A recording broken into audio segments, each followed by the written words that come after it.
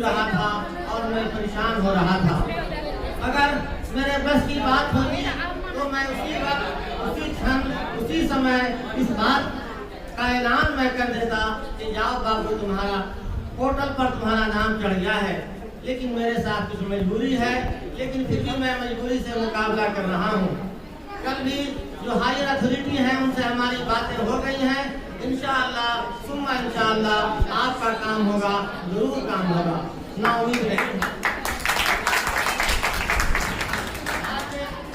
जो हम साथता हम लोग मना रहे हैं, इस खुशी में हमने कुछ बातें नोट की हैं। तबीयत खराब थी, मैं बोलना नहीं चाहता था, लेकिन आपका हुक्म हुआ और उस हुक्म के नाते मैं मुझे यहाँ आना जरूरी समझा।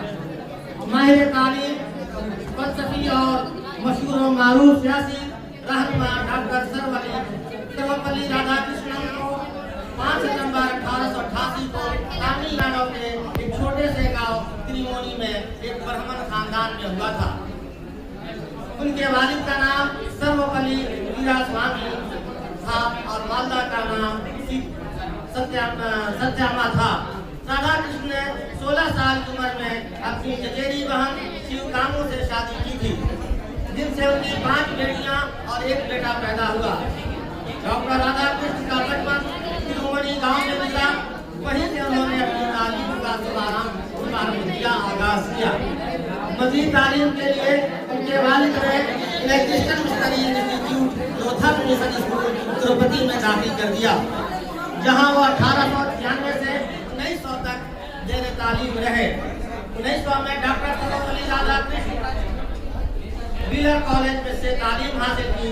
इसके बाद मजीद तालीम क्रिश्चियन कॉलेज मद्रास से मुकम्मल की। उन्होंने 1906 में फलसफा में एमए किया। 1909 में राधाकृष्ण मद्रास प्रेसिडेंसी कॉलेज में फलसफा का उस्ताद बनाया गया।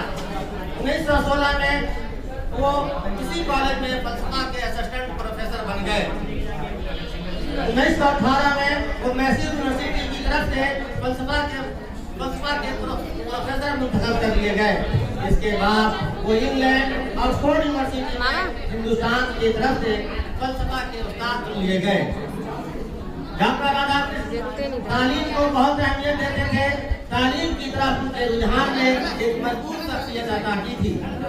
जिस कॉलेज से उन्होंने एमए किया था, उसी कॉलेज में वाइस चांसलर भी बन गए। लेकिन डॉक्टर राधाकृष्ण ने 1 साल के अंदर ही उससे मुस्तफी हो गए, उसको छोड़ दिया।